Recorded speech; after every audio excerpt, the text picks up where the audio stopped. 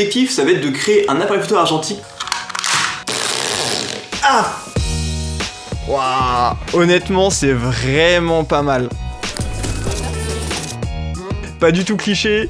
J'étais en train de scroll tranquillement mes petits reels sur Insta lorsque je suis tombé sur un truc qui m'a un peu interpellé. C'est un mec qui fabrique un objectif à partir d'une lentille d'un appareil photo jetable pour en faire un rendu vintage que j'ai trouvé assez cool. Ça m'a clairement donné envie de le faire. Hey, salut les potes, j'espère que vous allez bien. Aujourd'hui on se retrouve pour une vidéo un peu créative, un petit peu sympa, où l'objectif ça va être de créer un appareil photo argentique pour la maudite somme de 0 €. J'ai récupéré un bouchon d'appareil photo ainsi qu'un vieil appareil photo jetable qui ne fonctionne plus. Et l'objectif ça va être de récupérer la lentille de cet appareil photo jetable pour ensuite le mettre sur le bouchon. Et logiquement c'est censé nous donner un style un peu argentique, donc on va aller tester tout ça.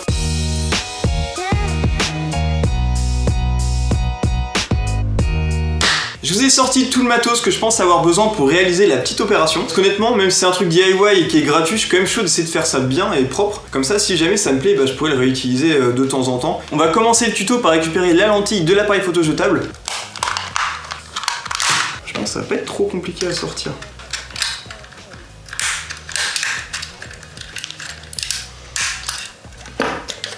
Ok, là je vais essayer de retirer au mieux tout le plastique qui est autour de la lentille.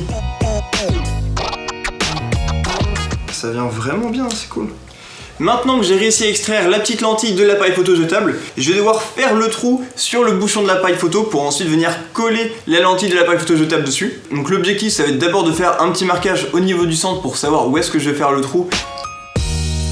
Pour pas que le bouchon de l'appareil photo bouge, je vais le gaffer. On va passer à la perceuse pour faire le trou. Alors là j'ai mis une petite mèche à bois, je pense que ça me paraît pas trop mal pour rentrer dans du plastique. On va changer de taille de mèche, l'objectif ça va être de faire de plus en plus gros.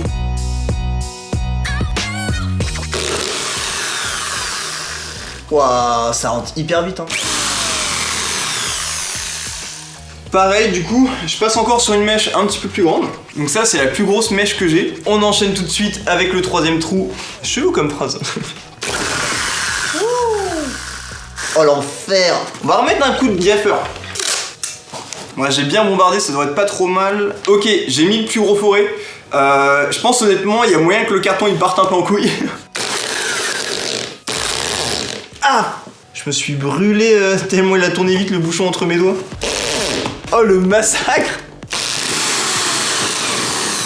Je pense que la meilleure technique, ça va être de réutiliser un forêt qui est plus petit et d'essayer d'agrandir au fur et à mesure le trou.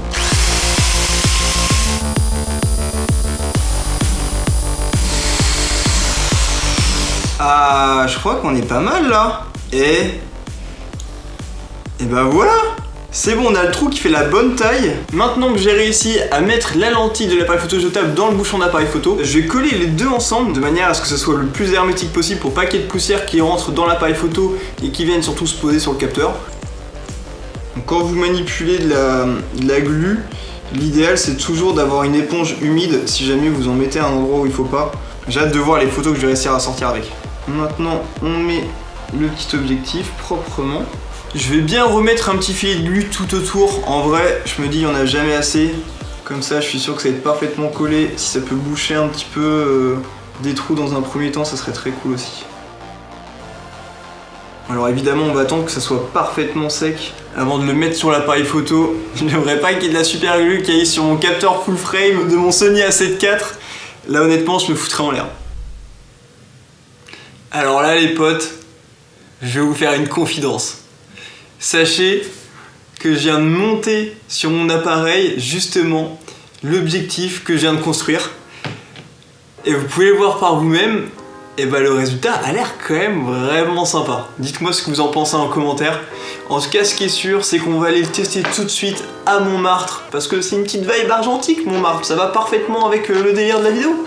Et parce que j'habite à Paris, il faut bien rentabiliser mon loyer exorbitant finalement.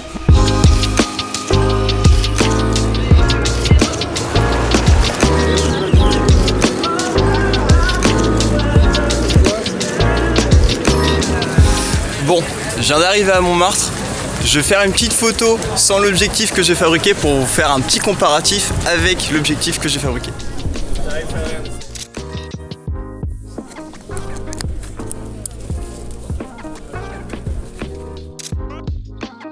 Alors à gauche on va se retrouver avec la photo que j'ai prise avec le Tamron 28-75 f2.8, donc un bon objectif concrètement, et à droite on va retrouver la photo que j'ai prise avec l'objectif que j'ai fabriqué.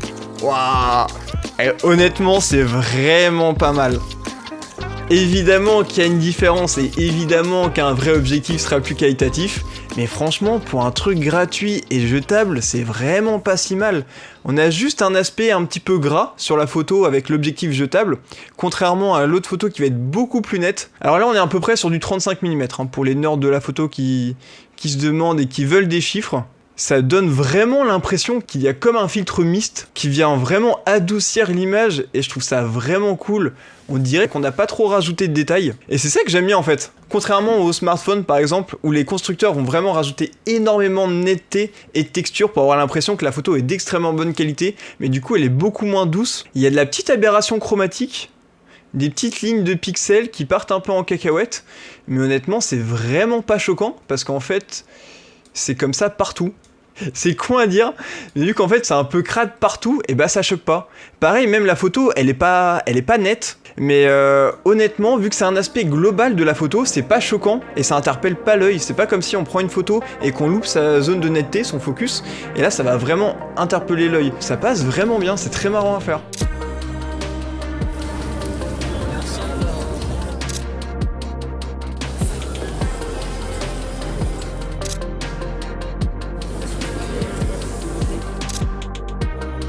Ah, celle-là, elle est vraiment cool aussi. Regardez là, on voit de la lumière qui rentre, mais ça rajoute ce côté vraiment dreamy que j'aime énormément. Regardez là tous les reflets, comment ils se dispersent, je trouve ça vraiment cool.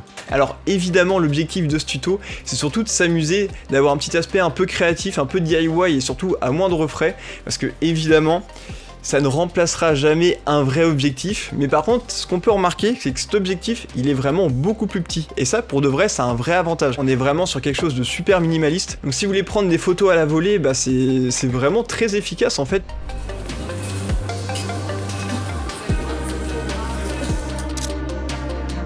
Je trouve que cet objectif, il fonctionne bien sur le contre-jour, ça fait vraiment quelque chose d'homogène. Et on va avoir cette texture un peu dégueulasse où on sait pas trop si c'est du grain ou si c'est juste de la texture qui vient de l'objectif, mais il y a quand même un truc, et c'est ça en mon sens qui nous rappelle vraiment le côté argentique. Même si on n'est pas sur de la pellicule évidemment, on est sur un appareil photo numérique. Franchement le petit look il est assez sympa, ça fait vraiment le côté vintage, un petit peu vert.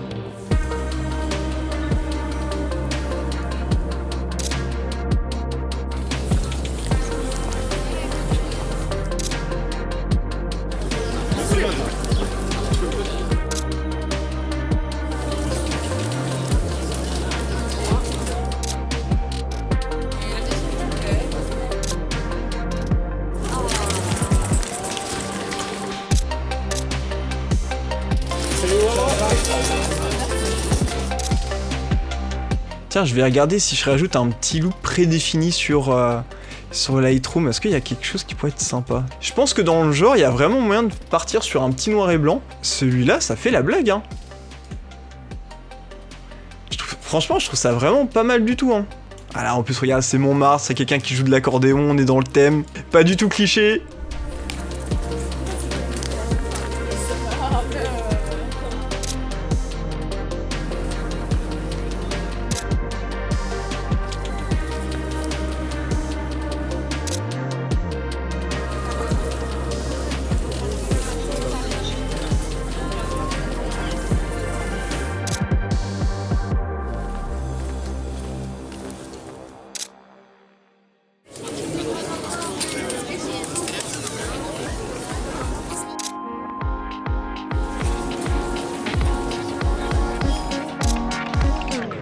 Je pense que cette photo c'est un bon exemple pour voir un petit peu ce que vaut l'objectif. Et on peut voir que c'est quand même vachement clean, hein. Au niveau de la netteté, c'est quand même pas trop dégueu, hein.